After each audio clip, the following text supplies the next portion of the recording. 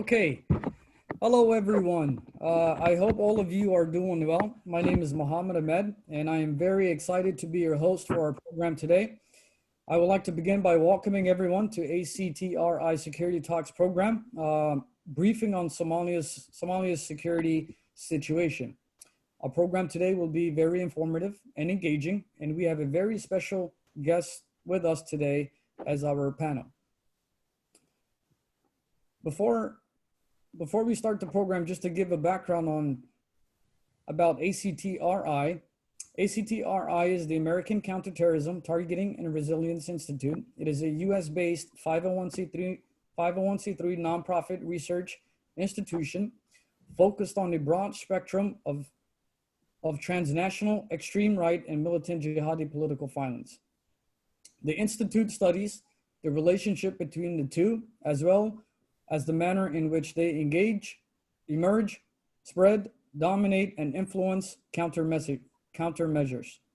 Some of the areas of research include, but are not limited to, trajectories into and out of violent extremism, theories of online radicalization, violent extremism content, dissemination of extremist content, effects of exposure to extremist content, and interventions and regulations to reduce the appeal of violent extremism, both online and offline. ACTRI has been involved with field research in Somalia, studying disengagement efforts from al-Shabaab in Mogadishu, the capital of Somalia. ACTRI remains vested in the security situation in Somalia, with planned publications, webinars such as these, and future visits and work in the region. We would also like to thank our partners on the ground in Somalia, including Samadon Institute. Now, the ACTRI Security Talk series brings national and international experts, such as we have today, from across the nation and the globe, from various disciplines and backgrounds, to present their current research and real-world experience on issues related to national and international security. These series are designed to educate, build awareness, and harness community-led discussions and solutions to some of the most pressing challenges facing our global community. That being said, now I would like to take the time to thank our team at ACTRI, our director, Ardian Shakovsky, and Deputy Director, Allison McDowell-Smith, and a very special thanks to our media director, Dave Leary, who is currently doing all the technological aspects of this webinar as the program continues. Thank you to our ACTRI Research Advisory Board and members for supporting ACTRI research. To all of our participants, once again, thank you very much for joining our program today. We are delighted to have you and engage in this very informative and timely program.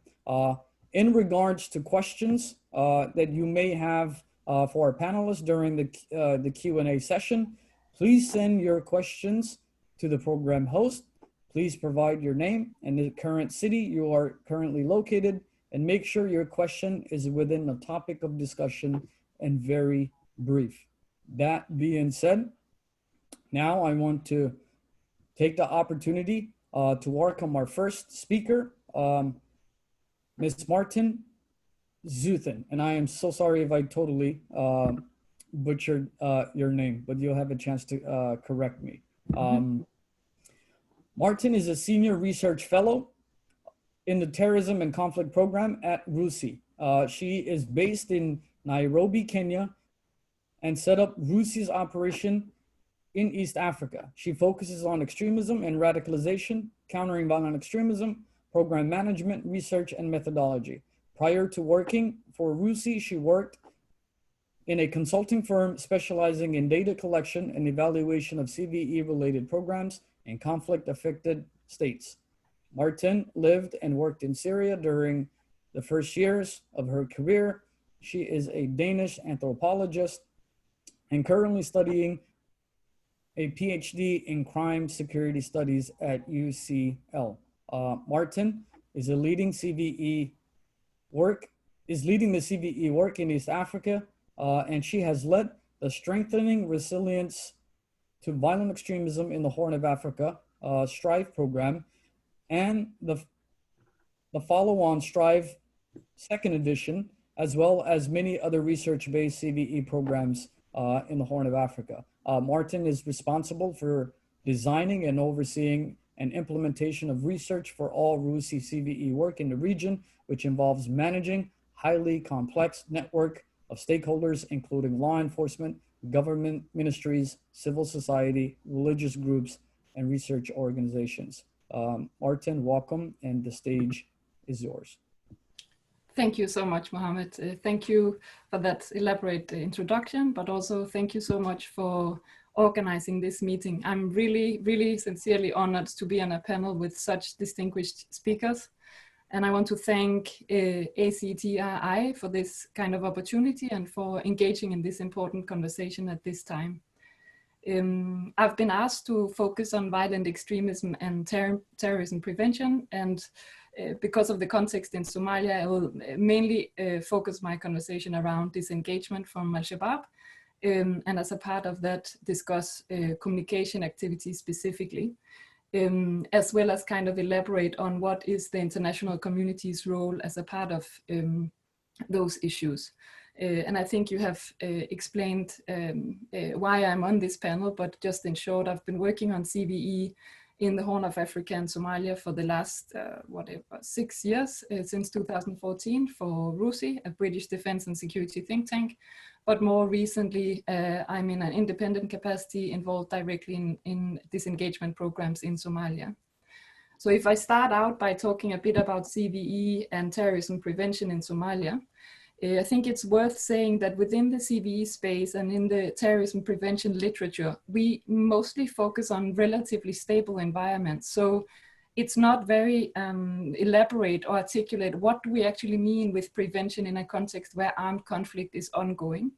And from that perspective, I would argue that there's so many programs, in particular in southern Somalia, in the areas closer to where al-Shabaab is in control, that all contribute to CVE, meaning that they are contributing to addressing some of the structural issues that al-Shabaab might manipulate when they're trying to recruit young people, such as, poverty, lack of access to education, lack of opportunities to youth, poor governance, and so on. So from that perspective, I would really argue that in Somalia, where armed conflict is ongoing, development, stabilization, perhaps even at times humanitarian programs are contributing to terrorism prevention in one sense or the other.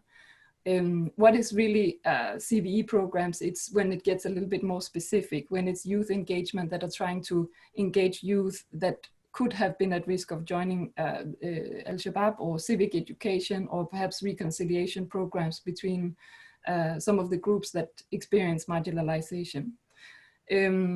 But what I think is really unique for Somalia, and where we across the East African region can learn a lot from Somalia, is the specific experience with disengagement programs, because it's so particular, because we have quite a number of years of experience now, and because there's been developed a very particular kind of Somali approach to disengagement. So I thought I would structure my notes on disengagement around the National Rehabilitation Program, because it's such a clear strategy and it has 5 strong pillars. To those of you who are not familiar, it's the outreach pillar, the reception pillar, the screening pillar, the rehabilitation pillar, and the reintegration pillar.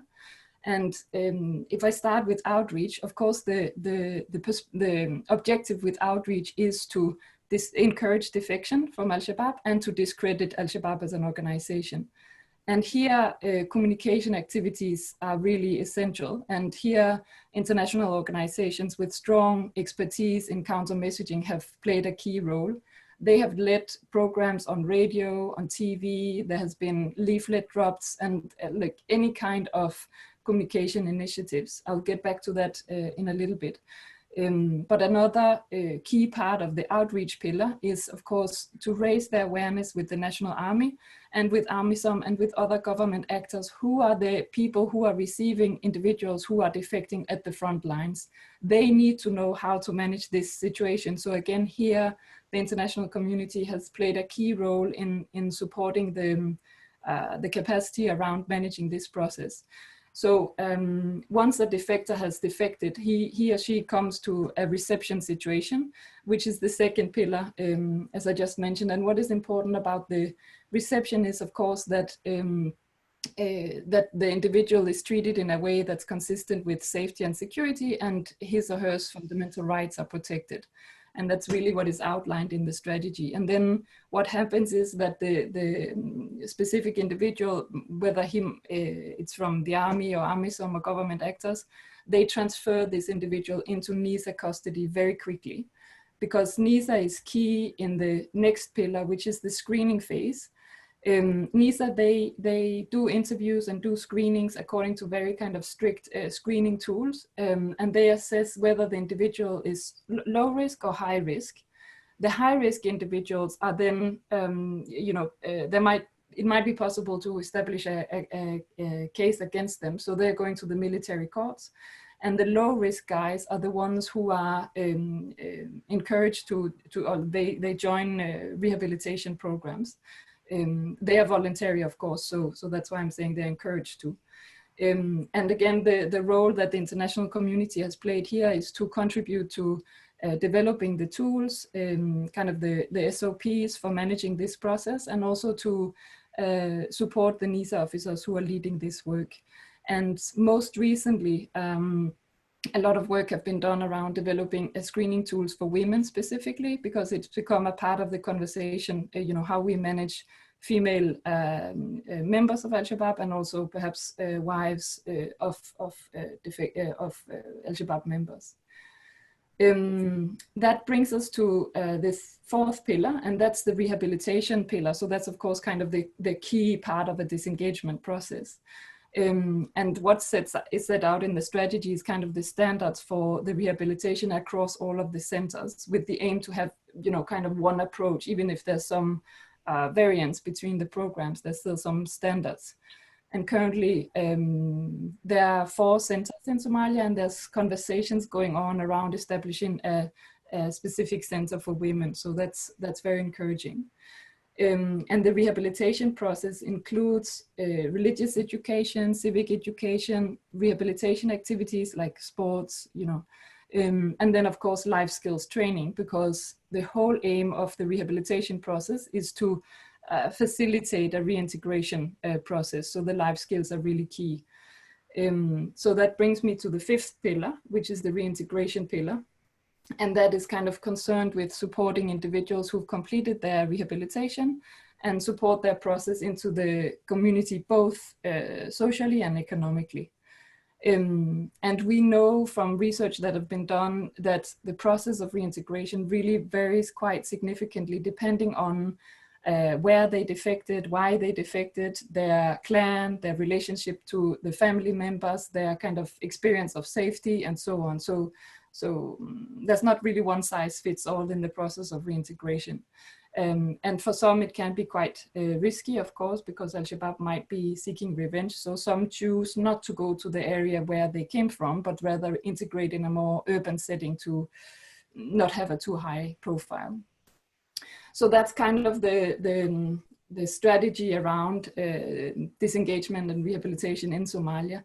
And what I thought would it be interesting to just touch on here would also be to kind of what is the status of disengagement and defection right now, and what might influence the defection rates. And I think it's a complex phenomenon. It's not, there's not one answer, but I think it's key to say that, of course, the military situation influences. When al-Shabaab is very strong, it's more dangerous and more difficult to defect, and it's more challenging to encourage defection because they have more financial power, they have more, ways of keeping guys. Whereas when the national army is in a stronger position, there's probably more defection going on. And going back to the outreach and the communication, it's also very clear that communication play a key role in encouraging defection. In the program that I'm involved in, we are doing entry interviews when guys come into the center, and that those interviews shows us that the most effective source of communication is still radio. However, I think it's worthwhile saying the current director of the national program, he keeps emphasizing that deep in al-Shabaab controlled areas, there is no communication. So when we design our communication efforts, we really have to think about kind of social network and family. We are communicating to people who will be able to reach the guys who are deep in the territory. So you know, it's not a simple affair, and it really requires a lot of expertise to lead that kind of work. Another effort that has contributed to a more positive situation around defection is the establishment of hotlines that guys can call, and guys meaning both security officers, government officials, clan elders, or even defectors themselves. They have a chance to call the hotlines and they can get information about the process, which is contributing to building kind of trust in the system, because the individual who's considering defecting, they really need to trust that once they defect, they will be, you know, protected in one sense or the other. So they have to trust AMISOM, they have to trust NISA, they have to trust this SNA to engage in that process. And I think it's also important to say that some of the key research that has been done, like a paper by James Khalil and other colleagues, they studied why guys defect. And it came out clearly that it's a sense of disillusion. It's a sense that al-Shabaab is not delivering on the promises that they were given. And for low-level defectors, it's in particular financial promises they were given. They say that they are really tired and they feel they are disappointed with the overall experience. And perhaps not surprising, that is very consistent with the disengagement and defection studies from all around the world. You know, people are like, guys are in these movements for a period of time and then they leave. And these reasons are very similar for al-Shabaab as it is for other organizations. What we can also see from our entry interviews when individuals we are receiving at the center, what they say is that they know, or like it seems that they know more about the national policies right now. So it's just to emphasize that it seems to be working, that the amnesty has been established as a policy. There's still a process around making it law, but it's kind of a key element for individuals who are considering defection, that they have that policy to guide as a framework. And that's just to emphasize again, the international role is really key around supporting the process of making the amnesty into a fully comprehensive law. And in terms of how is it going with disengagement right now, I can only say from the center that I'm involved in, and I'm doing the monitoring and evaluation and research in that center, we can see that the numbers are going up. Unfortunately, we don't have a national database, or rather I don't have access to it. So I don't know if that's consistent with other centers, but at least we're seeing quite positive trends over the last 6 months.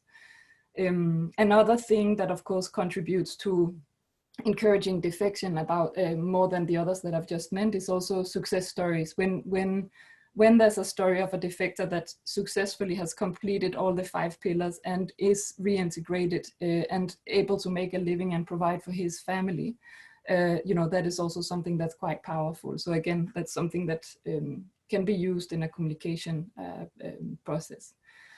Now, kind of what are the risks to disengagement and defection? Of course, it's, you know, recidivism, meaning that guys go back.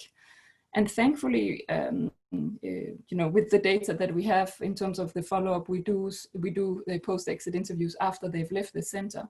We don't see many of them going back. And of course, I'm mindful that we might not get information from everyone, but still, I think it could indicate that once you choose to leave, it's such a dangerous decision that there's really no way back. So, so at least that's a positive thing, that we don't see so much recidivism. And another thing that is constantly on my mind is, of course, how do we measure rehabilitation? How do we know that it's working, what we are doing in the centers? And how do we know that the guys are ready for exit? And that's really something that we're all thinking about, and the social workers across the centers are mindful of. Mohamed, I have just a few more points, then I'll hand back over to you. But kind of the overall picture, I would say, is that disengagement seems to be working. and all of the major efforts are contributing to a positive situation. Research has shown recently, like International ISIS Group, a colleague of mine called Ollie Stern and others, they have done studies on the role of women. And it seems that in order to push the defection process and disengagement to the next level, we do need to establish ways of supporting wives and also female members of Shabaab, because previously it was an entirely male-dominated process. And some of the defectors, we believe that some who are considering defecting, they might be more likely to defect if they know that there's also a process for their respective partners.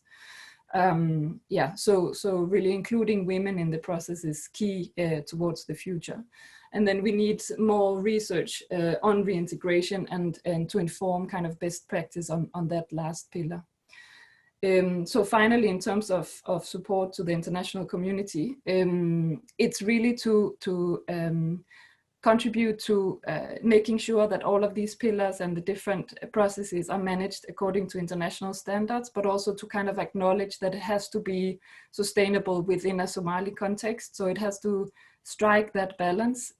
I would argue that the amnesty is really key to finalize that legal process, and the international community certainly has a strong role to play in the consultations that are required to make the current policy law. And then I would say, just before I hand back over to you, Mohamed, that what we've learned as international actors who are supporting in this process, that situations like COVID-19 really proves how important partnership is, because right now nobody can go to Mogadishu, we can't visit the centers, we can't support physically, only through online platforms like this one. So if we are not in a strong partnership and if national staff are not committed or international staff are not able to provide the support required, then we will not get very far. So flexibility is really key. And disengagement processes can only be enhanced by having a strong partnership between international and national advisors. Thank you so much. Thank you so much, Martin, for your comments. And I'm really excited that he actually gave an overview about the Somalia's disengagement, national disengagement program. We had the opportunity when the director, Artie, and I were in Mogadishu to actually partner with the agency that is actually responsible for the disengagement. We also had the opportunity to interview and get to know former wives of al-Shabaab and how they're being reintegrated back into society. So there's tremendous amount of work that is happening that needs to be actually shared with the with the rest of Somalis and the global community. And I want to also thank Samadon Institute, because they give us a lot of access on the ground in terms of the credibility, in terms of working with the partners who are running these various different disengagement programs. So the 5 pillars is very strategic. We understand that it's working. We're actually will be releasing a report in the next few weeks. So stay tuned with that. Thank you so much. And now moving on to our next speaker, Ambassador Schwartz. Ambassador Schwartz has a 31-year career in government that accumulated in 2016 with his appointment as the first U.S. ambassador to Somalia since 1991. Since his retirement in 2017, Mr. Schwartz has served frequently as a foreign policy expert at U.S. military training events and guest speakers on Somalia, international and other international relation venues. Mr. Schwartz served as deputy chief of the mission in Zambia and in Mauritius, and as a mid-level junior officer in Ethiopia, South Africa, Cuba, and Burundi.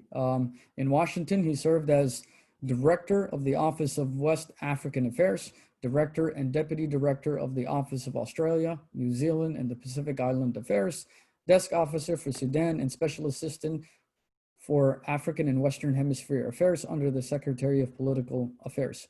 Before joining the Foreign Service in 1992, Mr. Schwartz served served as a Peace Corps volunteer in Cameroon and worked at Peace Corps headquarters. He also worked in the Africa program at the Brookings Institute think tank and at the Citizens Democracy Corps, a non-governmental organization non-developmental organization established to assist people in Central and Eastern Europe. Mr. Schwartz has earned his master's degree in National Security Studies from the National War College and in African Studies from the University of London School of Oriental and African Studies. He has a bachelor's degree in business administration from Miami University in Oxford, Ohio.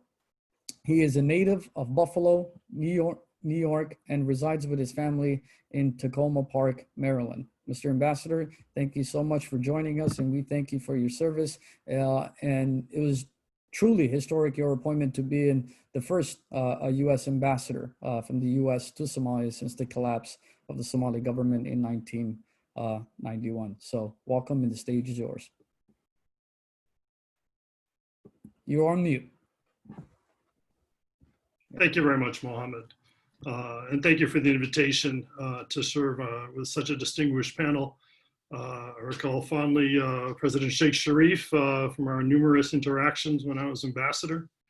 Martine, I met in Nairobi in 2016, and you I'm just getting to know through this, and it's already quite interesting and rewarding. It was really an honor serving as ambassador to Somalia in 2016, 2017. It was a period of transition. It was the end of the Hassan Sheikh administration and the advent of the Farmajo administration, a period that was challenging for Somalia, but one that I think they came through very well. I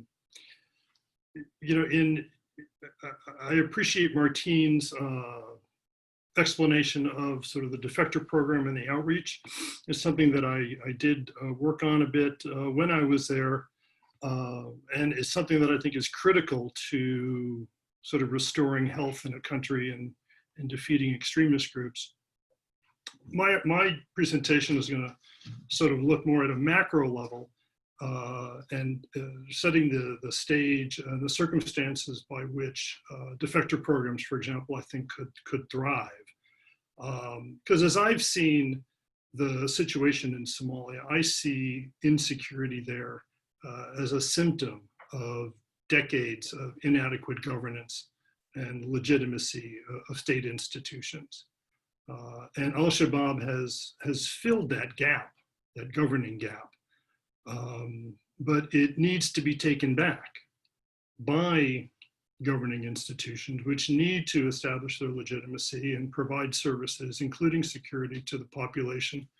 When I say government, I mean government at all levels. This isn't just a federal government challenge or responsibility. This is for all levels, and even non-governmental organizations, be they clan or business or whatever, need to be working together to promote civilian life and rule of law. That is how you take the space away from al-Shabaab and restore good governance. When I look back over the last 3 years, and I've been away for most of that time, I do see some progress under this administration. Certainly, from my experience, keeping a president and prime minister together for over 3 years is novel for Somalia. It hasn't happened since I think the 60s. They did well on revenue generation and public financial management and attained debt relief, which is a huge accomplishment for the country.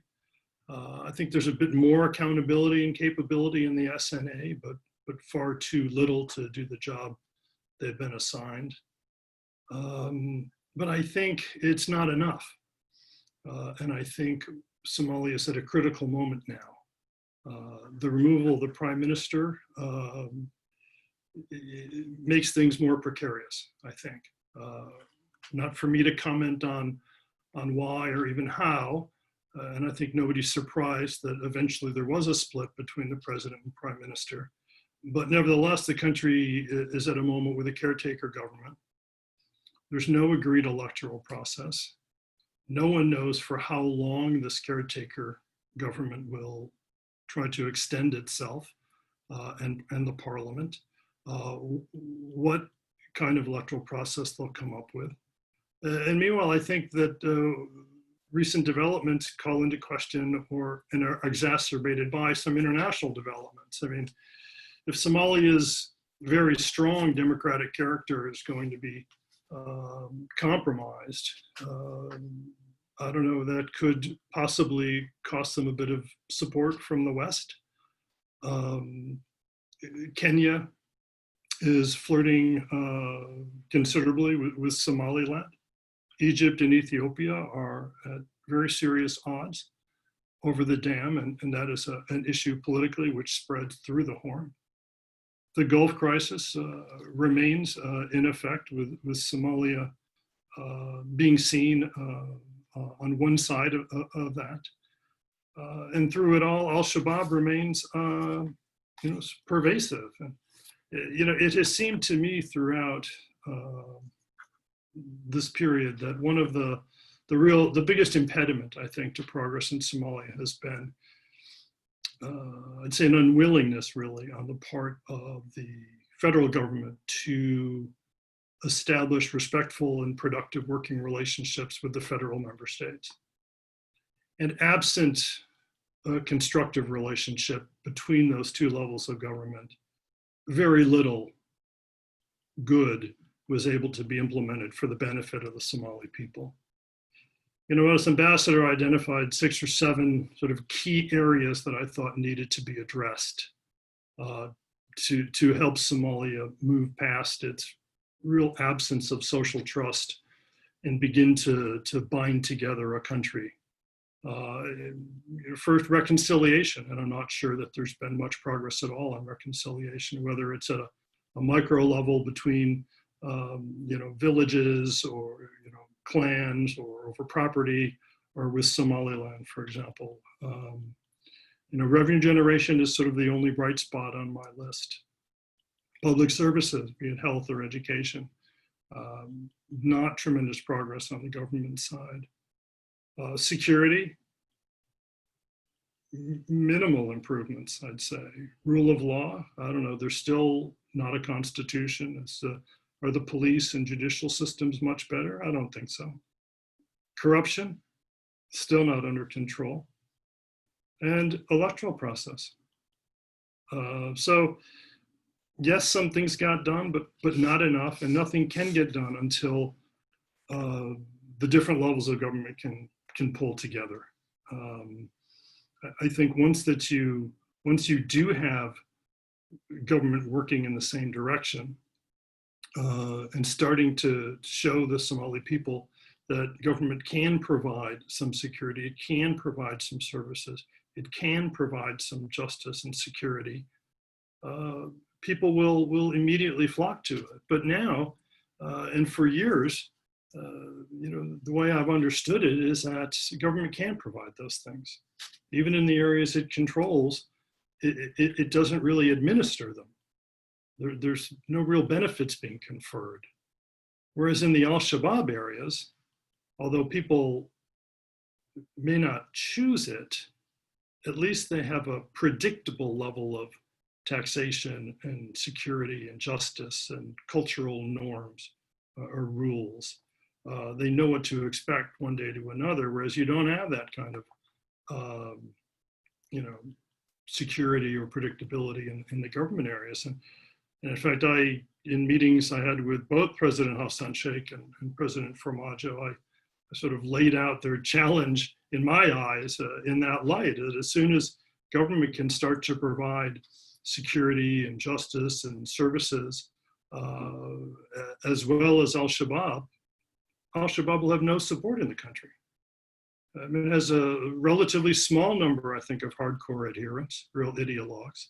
Most people, I believe, have joined because they have nothing to do, they have no income, and at least this gives them some kind of community and purpose, food and maybe money. But it's weak. But unfortunately, government institutions are still, by and large, weaker. And that needs to change. And that's really the responsibility of government leaders, is to make that happen, to make the compromises and to set the course to move Somalia forward. So I'll stop there. Happy to comment and take questions later, but thanks.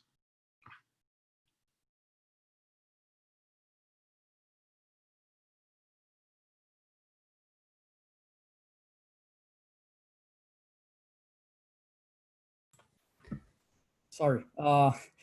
Thank you, Mr. Ambassador, for your comments. And I want to make a quick announcement to all of our participants. If you have questions for our guest panel, please send it to the chat box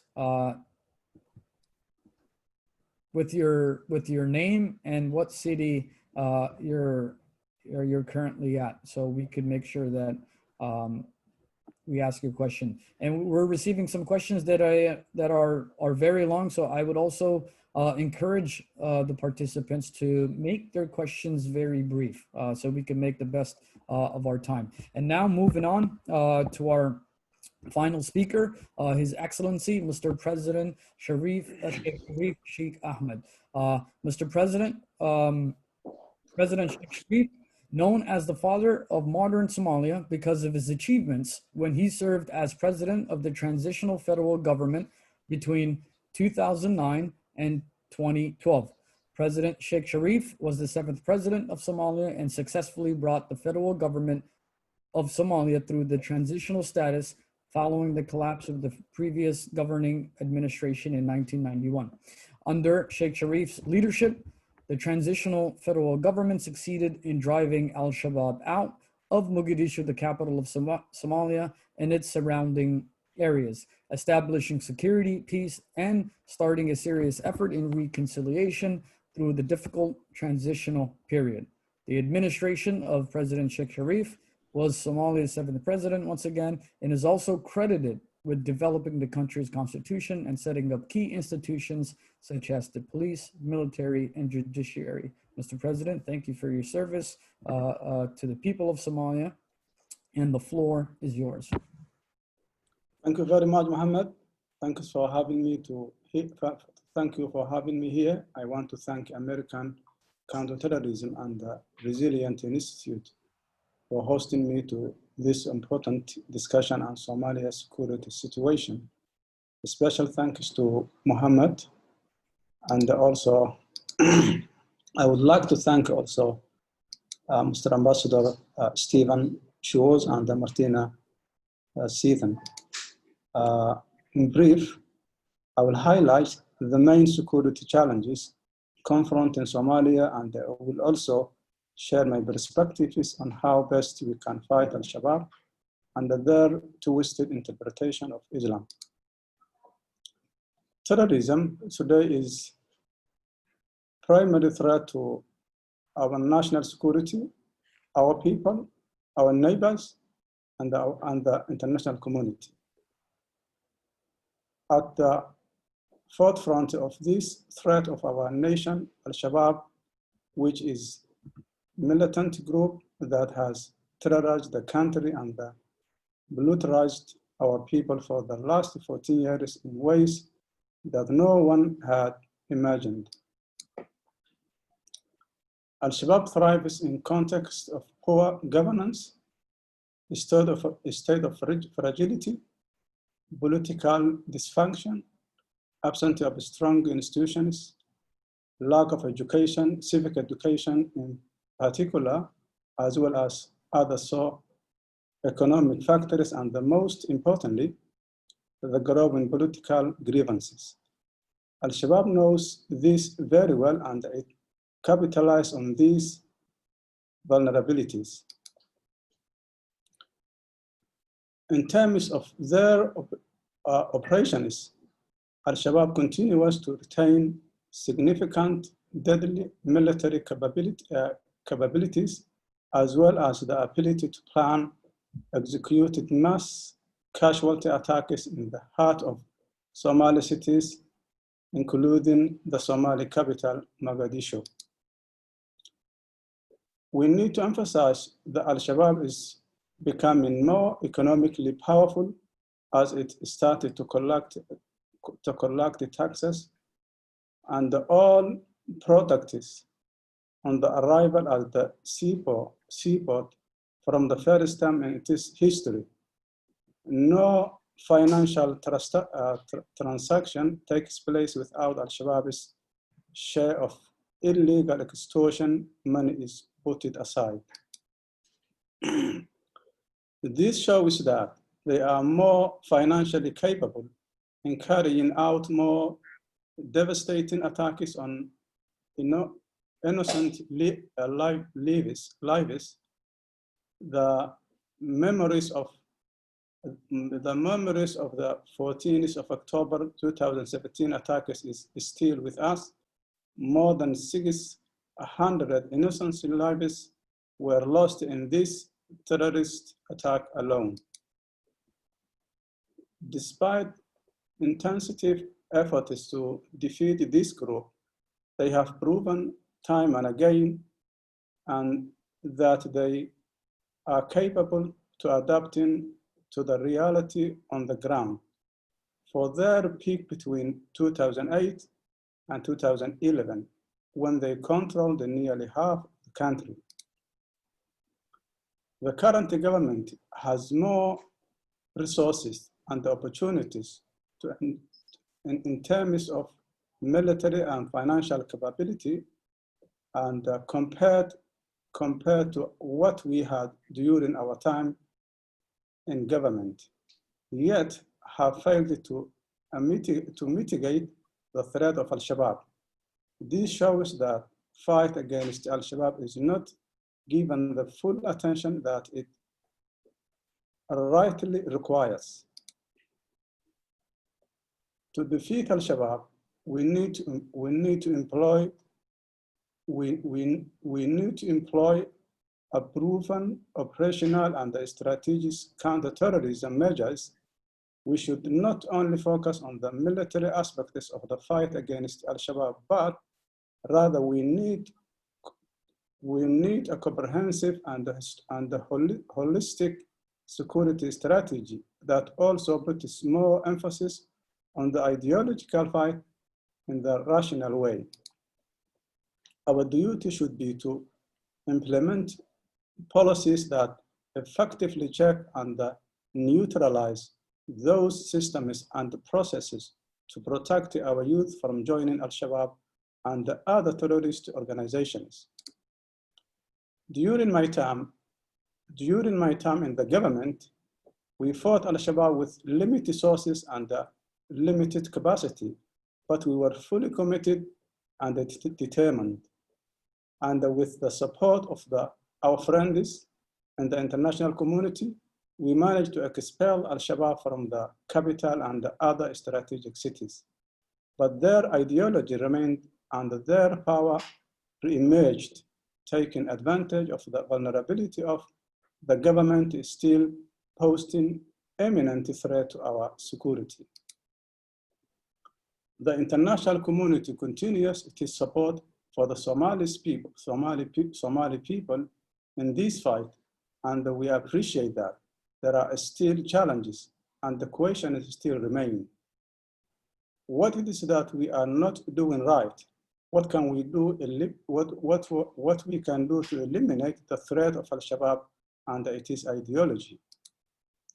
Well, these are complex questions.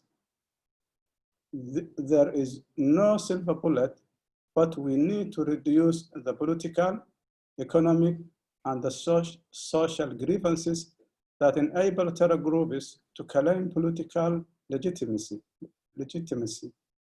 We also need to address the issue of extreme poverty, unemployment, political and economic grievance, and restore hope for the better Somalia. As I pointed out, Somalia's security situation is extremely complex, as many shareholders are involved with various extreme ideological and political views. There is no significant panacea for the security and the challenges. However, our experience has shown that al-Shabaab's threat can be defeated but there needed to be political will to prioritize this fight. I believe that the government's lack of decisive action in this regard, it has opened a new Pandora's box and made fight against al-Shabaab even more challenging, more complex, and more interactable endeavor. However, the Somali people are resilient and peace-loving, and I'm confident that as a nation, we are fully committed and prepared to weaken and defeat al-Shabaab, and God willing, we will prevail with. Thank you, Mohammed. I hand it up to you. Thank you so much for your comments, Mr. President. And now we are moving on to our Q&A session. I'm getting a lot of questions, so we can't get to them all, but definitely I'm going to pick the most relevant ones to our discussion. And I will pass it around evenly to all of our participants. I want to start off from a question from Jamal from London, who's tuning in. This question is to Martin.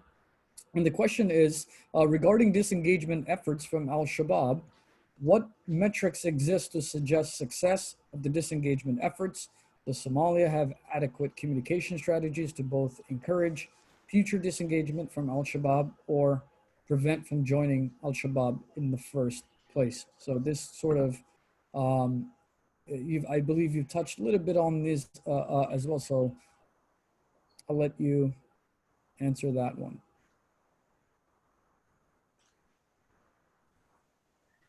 Sorry, I was just finding the mute button.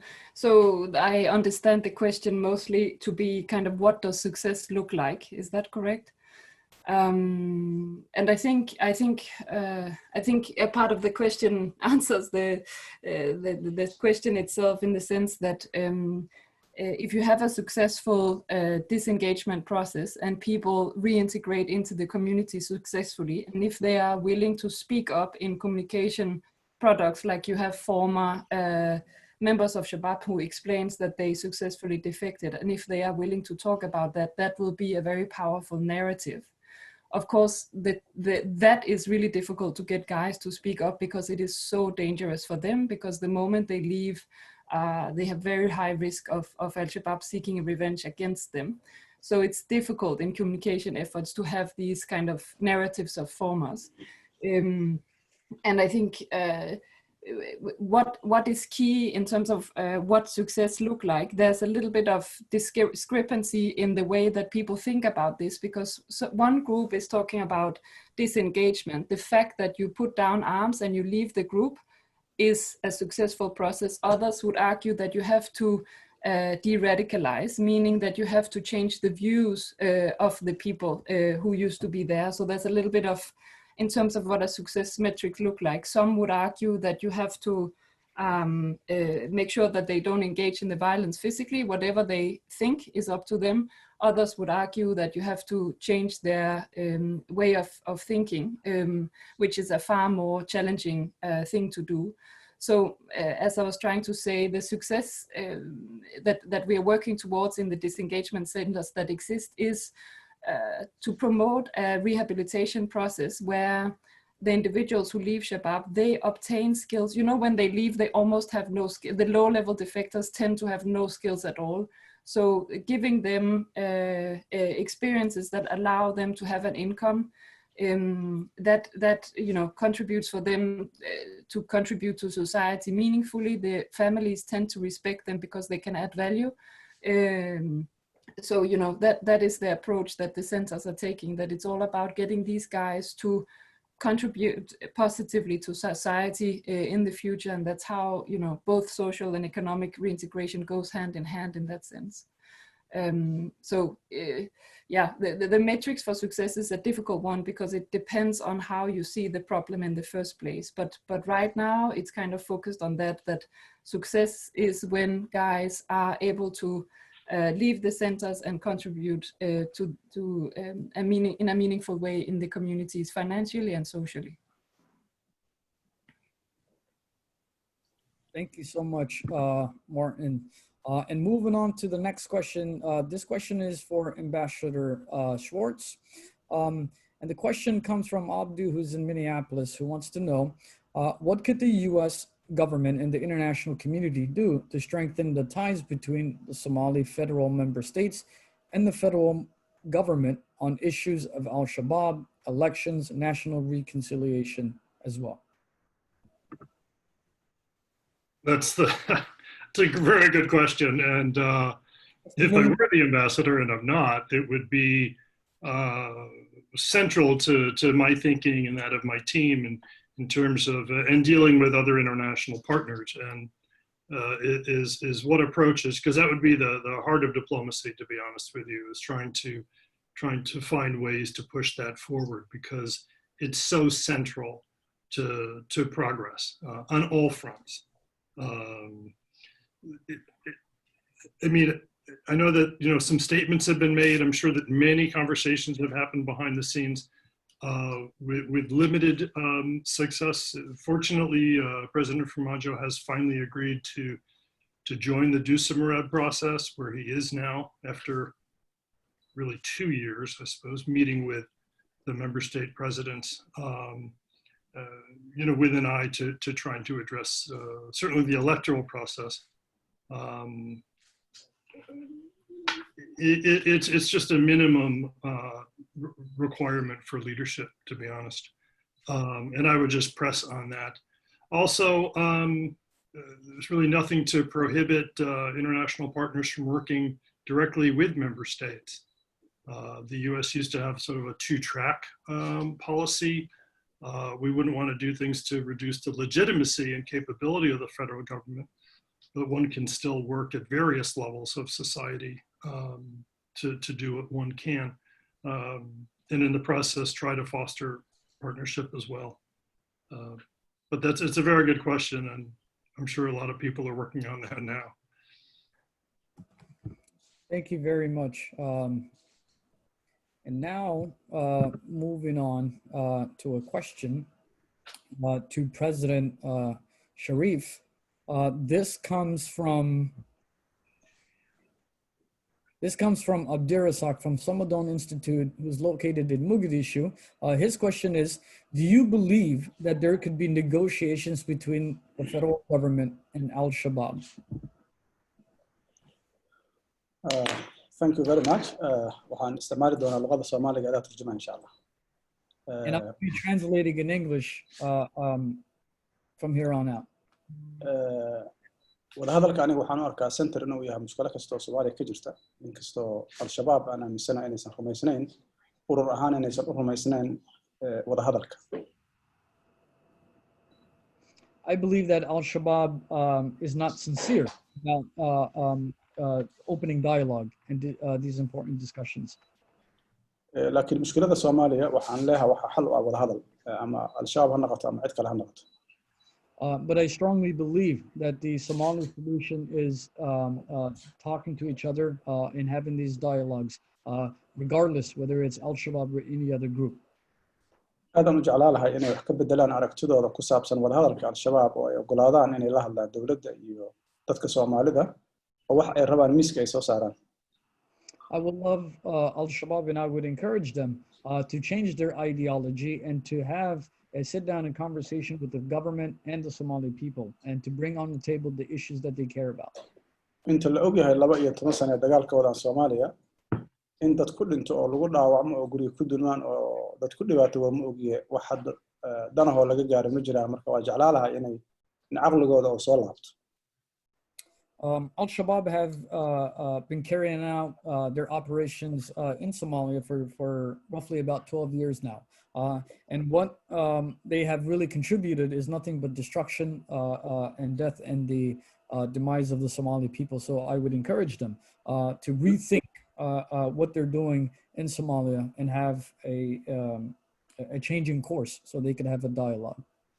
laakiin dhinaca kale waxaa muuqata dowladda laftigeeda inay habboontahay inay aad ugu diyaar garowdo, sida Martin ay aad uga hadashay process dheer ay u baahan tahay in la marsiiyo. waxayna u baahan tahay meelo lagu haayo oo lagu dhaqan celiyo oo lagu geeyo dadka culimada ah oo diinta yaqaana, dadka xirfado loogu abuuro ay dareemaan inay ka mid noqon karaan bulshadii ay ka soo baxeen in loo diyaariyo isla markaasna ay dareemaan dowladda inay xooganta oo ay soo gaari kasto meel kasta ay joogaan iyo midda ugu dambaysa oo ah in systemka garsoorka oo noqdo system xoog leh oo fuliya sharciga.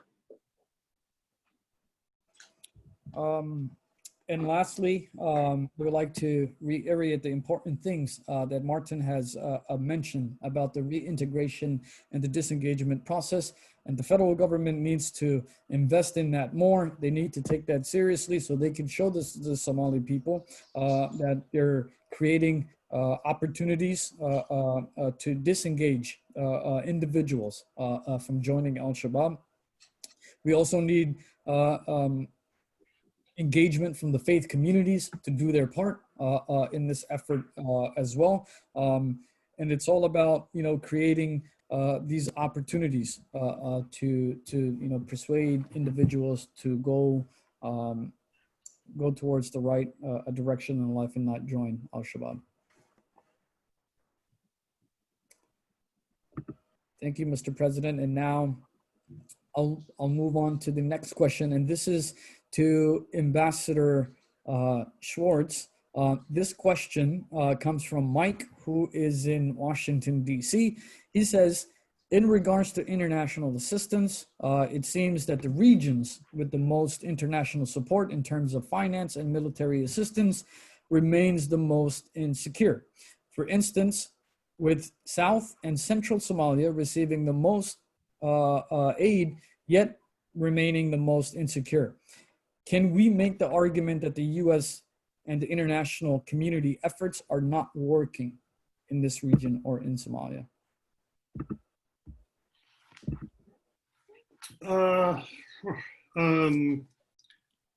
Yeah, I think a lot of Somalia is insecure. Although, sure, maybe in the extreme southern part, it's where al-Shabaab is most entrenched, certainly in the Juba River Valley. And has been for years, controlling large population centers and a lot of territory. I think the bigger question is the military approach a sufficient tool? The answer is clearly no.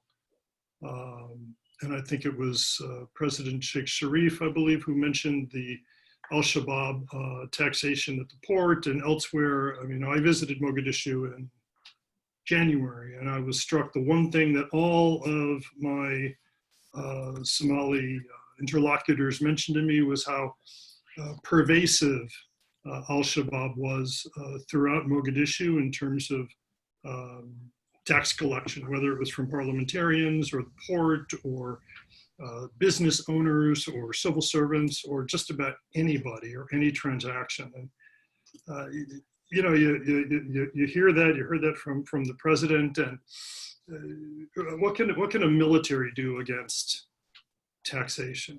That when it's so institutionalized and pervasive, clearly the approach, as the president suggested, needs to be comprehensive, needs to be far beyond just using the military. I think military certainly can have a role in all of this, but unfortunately it's been relied on as the principal tool, and that can't work.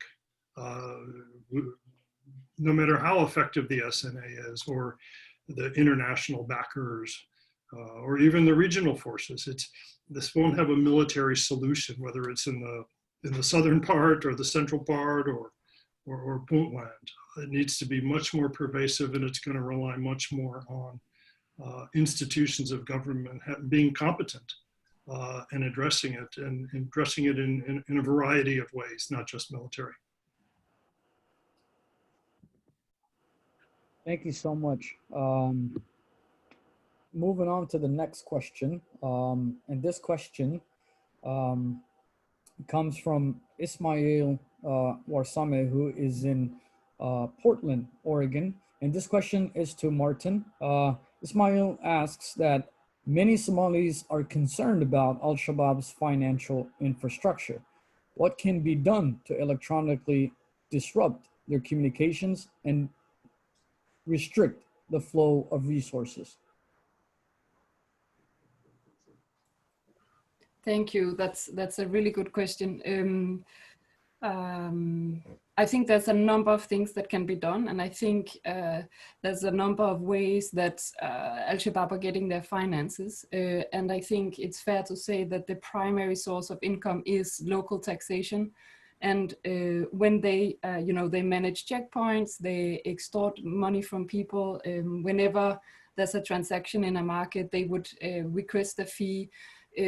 So there will always be a limited number of finance that is really hard to do too much about by using electronic means. So, this idea that if we could just stop electronic money transfer, something like that, then we could stop the source of finance and that most of it is coming outside. I don't think that's the case.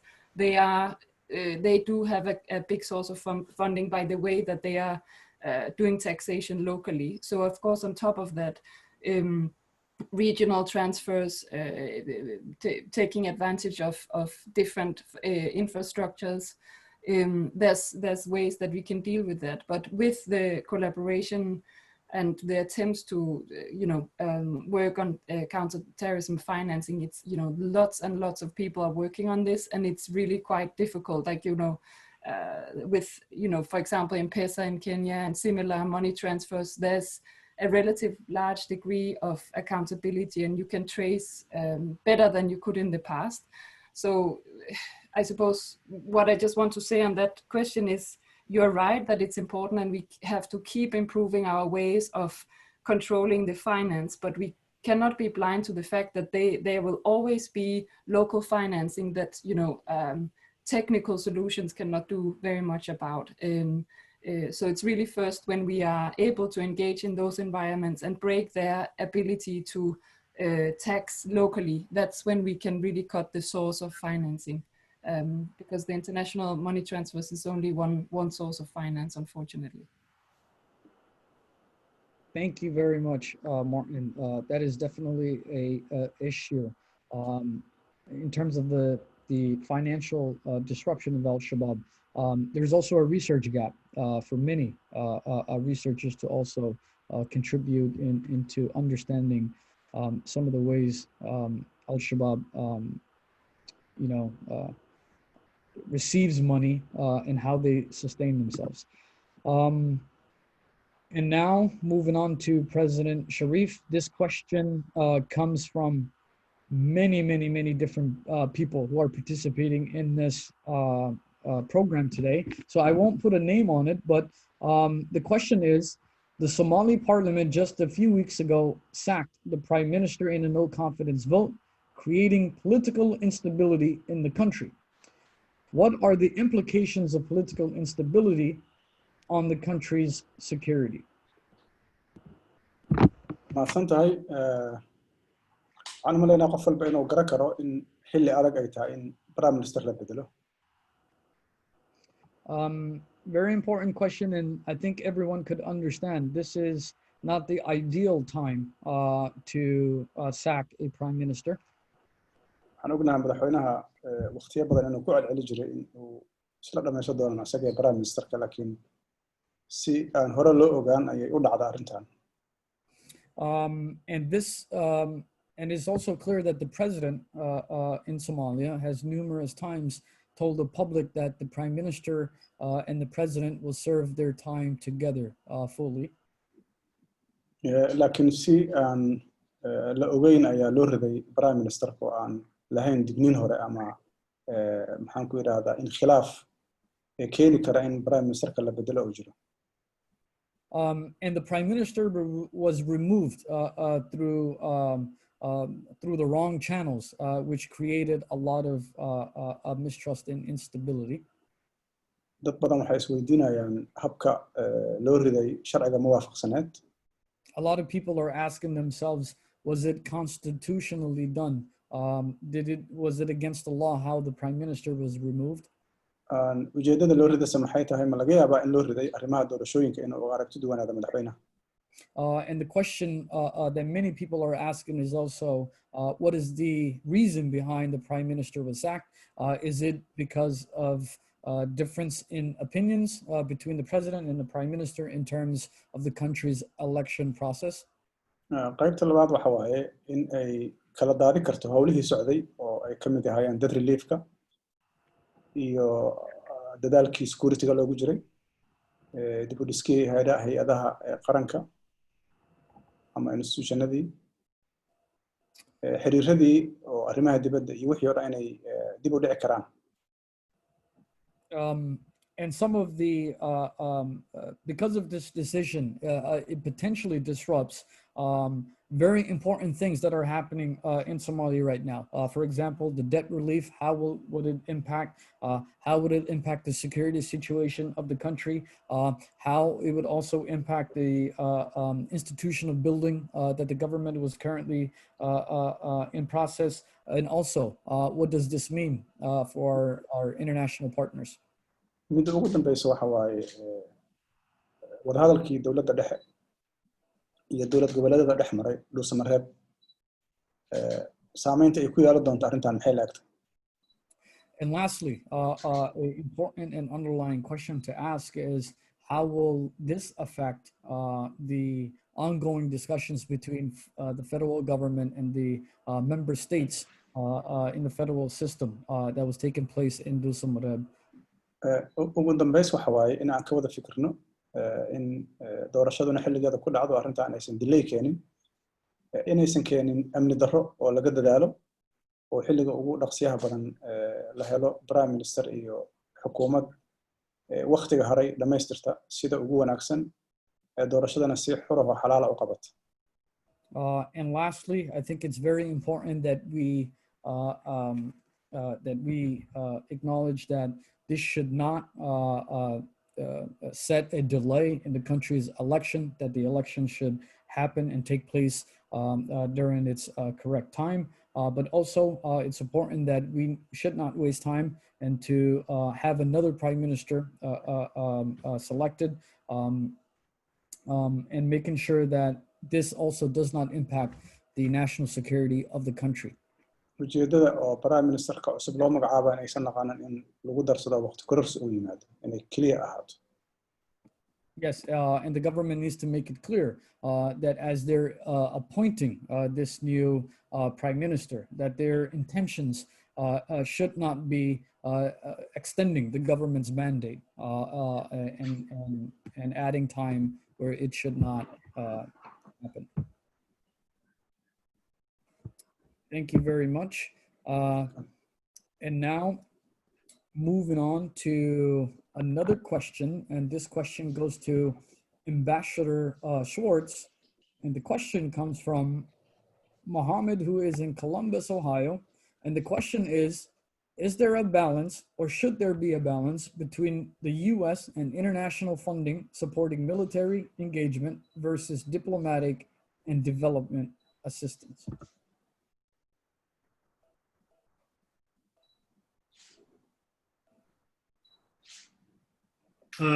Another excellent question. Yes, there should be a much better balance between military spending on the one hand and diplomatic or development spending on the other hand. I would want to see far more resources going into development and diplomacy. I think certainly on the US side, I think what we're spending on military support to Somalia, I mean, I think it's fine. You know, it's a fraction of 1% of what we did in Afghanistan or Iraq. And I don't think we need to be applying much more.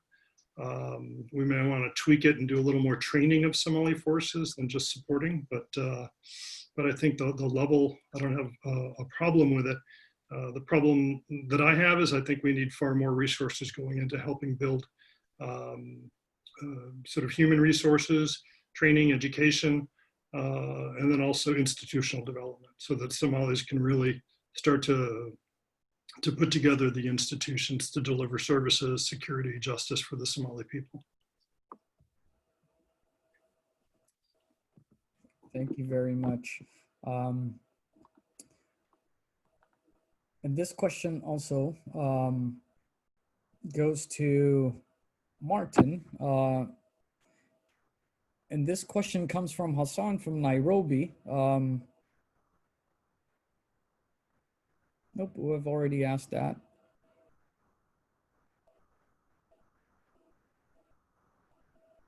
Okay, so a question for you is, on your research on violent extremism in East Africa, what do you think the role of civil society can be in combating terrorism?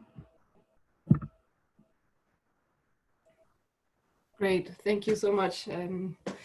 The role in civil society is really crucial in so many different aspects. If I can divide it into 3 components, I think civil society, and here I don't mean only, how can I say, civil society in a traditional sense, you know, youth programs, health programs, or like organizations that work on such issues, but also as what we talked about earlier, faith-based organization, thinking of those as a part of civil society. There's a lot that they can do in terms of encouraging individuals not to join these organizations, and also addressing some of the socioeconomic drivers and perhaps some of the marginalization issues, and contribute, you know, work with young individuals who want to change the world that they live in, but encourage them to do it in non-violent ways, and kind of channel all of that energy that is so important for change in society, but towards a less disruptive way of engaging in society. So I think civil society has a really big role to play in prevention, but I certainly also think that civil society has a key role to play, for example, as I was mentioning before, in the rehabilitation process. They can provide services, for example, in the disengagement centers, and they can support in terms of delivering civic education programs. They can deliver rehabilitation efforts of different kind, and they can support in terms of livelihood trainings and skills like that. So they also have a role to play within the rehabilitation process. Of course, that particular element is more sensitive and has to be controlled by government, just that the way it is now. Civil society should not lead it with outside a process that is not governed by policies managed by government, because it's so sensitive to work with such individuals, and indeed so dangerous. And then again, I think in the reintegration side, in terms of supporting individuals to reintegrate in society, civil society organizations that are strong could, you know, you could imagine a religious leader could provide mentorship, or other civil society organizations could bring youth together and create dialogue. So I would say that civil society organizations are key in this. The most sensitive parts of the process has to be led by government, and have governing policies and standards that is controlled by government, but otherwise prevention and reintegration, civil society are essential in making this work. So yeah, they have a very crucial role, I would say. Thank you very much. And now, another question for President Sharif. And this question comes from Ali from Minneapolis. And his question is, despite investments financially, militarily, over the past decade from various partners of Somalia, al-Shabaab has stepped up its attacks since 2017. What do you recommend the Somali government can do to combat al-Shabaab? You're on mute, Mr. President. Sorry.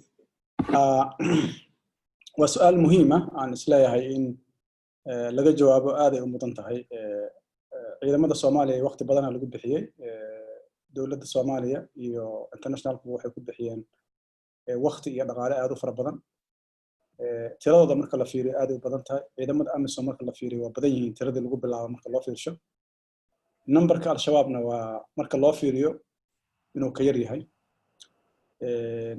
laakiin waxa moodaa inay wax khaldan yihiin waxa khaldanna waxa ugu badan ciidamada dawladda inaan loo diyaarin inay dagaalamaan si buuxda dawlad markay dagaal galayso waxay u baahan tahay inay si buuxda u dagaal gasho oo dadkana la wacyi geliyo qaybaha dowladda ee kala duwan ay ka qayb qaataan dagaalka.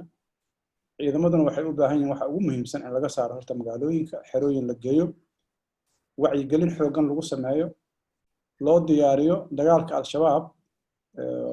waa ka duwan yahay dagaalada caadiga ah oo militariga iyo booliska loo tababaro. marka waxay u baahan yihiin inay ogaadaan cidda ay la dagaalamayaan iyo sida ay u nooshahay iyo usluubka ay adeegsanayso in ay og yihiin, in ay dareemaan ciidanku ayaguna in dowladooda ay garab taaganta iyo shacabkooda. maxaa yeelay dadka ay la dagaalamayaan waa dad aan dadka ka soconayn oo ku dhex jira, khatartoodu aad u weyn tahay.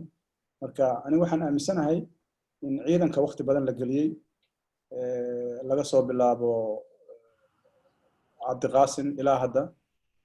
ciidanku tiradiisu waa number fiican. labadii teerama ugu dambeysay waxaa la geliyey dhaqaale aad u fara badan, laakiin sidii loo baahnay loogama faa'iidaysan aan aaminsanahay. marka in laga faa'iidaysto waxay u baahan tahay in loo abaabulo inay dagaalka iyo hawsha loo xil saaray inay si dhab ah ay u gutaan oo laga saaro magaalooyinka, loo diyaariyo arrimahaas. waxaa arkaysa berihii ugu dambeeyey ciidamada intooda badan waxaa loo isticmaalaya siyaasad. marka ciidanku inuu professional noqdo oo loo isticmaalo wixii loogu talagala keliya aad u wanaagsan. President has said that the international community has invested a lot in the stability in the fight against al-Shabaab in Somalia, among supporting AMISOM that has large numbers in Somalia, supported by our various different international partners.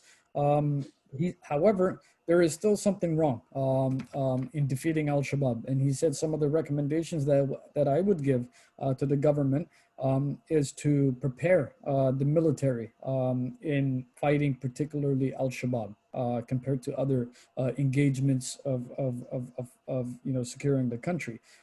Other government institutions also need to play their role in making sure that al-Shabaab is defeated. The military needs to be trained more, they need to be equipped more, and they also need to be encouraged. And he said, I want to send this message to our soldiers and our military that their government and their people in Somalia have their back as they are fighting this fight against al-Shabaab. Previous administrations, such as since the beginning of President Abdiqasim's administration, the numbers of the Somali military continues to grow in numbers. In the last few years, we've seen an increase in that number and the support coming from the international community. But it's also very, very important to underline that the last few years that the current government has used the Somali military for other reasons, political reasons outside of the fight of al-Shabaab, and that is a sharp distraction from securing the country's security, using its forces outside of what it is mandated and what the country needs its forces to do. Thank you, Mr. President. And now, Welcome.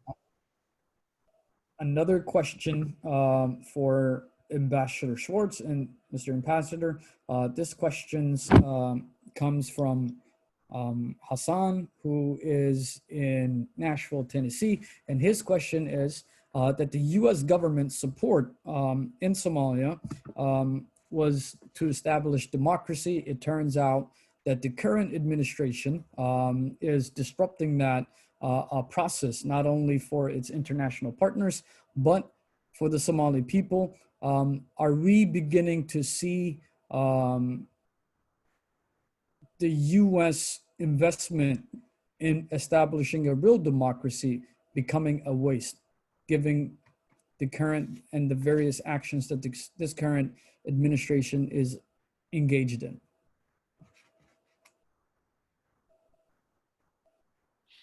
I think that would be a premature conclusion. Somalia, despite all of its challenges, has, I'd say, restored actually its democratic character. Back in the 60s, it was known across Africa for its democracy. But as President Sheikh Sharif well knows, over the last 10 years, there have been 2, 3, 4 peaceful transfers of power of the senior executive. President Sheikh Sharif lost an election and stepped down. His successor, Hassan Sheikh, took over. 4 years later, lost an election, stepped down. One of the most profound and positive images that I retained from my time as ambassador was at President Formaggio's inauguration in February 2017, when he was at the podium making his address, and standing behind him were the 2 previous presidents. I mean, that was a picture. I leaned to the person next to me and said, that's a photo you can't find in many, many countries around the world. 3 presidents in a row standing together in harmony. You know, I think, you know, even under Hassan Sheikh, you know, there were challenges in developing an electoral model, and his administration did extend in office for some months as they sorted it out and put together the capability to pull off the electoral process. I think that can still happen now under the President Formaggio. I think it remains unknown what kind of extension they will seek, how quickly they can agree on a model, how quickly they can pull off the elections. I mean, clearly, I think if the Somali public, you know, sees that this is going on for whatever, a year or more, and that there's no real effort to reach a compromise and get things done, they could draw negative conclusions. But I don't think we're anywhere near there yet, and hopefully that can be avoided. I think what I saw is that the Somali people, its politicians, its leadership, they certainly want to retain the progress they've made so far, and they'll want to continue. I think there'll be quite a bit of pressure on the leaders now to reach some agreement and get on with holding the elections and moving forward. So I think it's premature to say that its democratic aims are lost, and one certainly hopes that won't happen. Absolutely. And Mr. Ambassador, this is the last follow-up question for you. And this comes from Abdel Fattah Ahmed, who is in Minneapolis, Minnesota. And his question is, as Somali American professionals living here in the US, should the US State Department create initiatives or programs to support Somali American youth to go back and make a positive difference in their country?